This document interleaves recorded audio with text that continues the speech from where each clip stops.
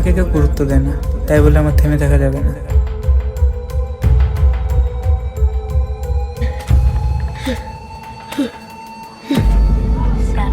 আবার মাকে খুন করেছিলি। মা, আজকে তোমার খুনিকে বধ করো। আজকে থেকে তোমার আত্মা শান্তি পাবে।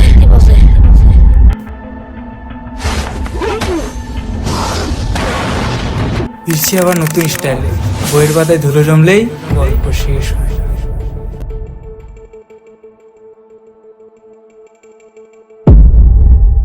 প্রতিটা বড় কিছু একদিন ছোট্ট একটা স্বপ্ন থেকেই শুরু হয়।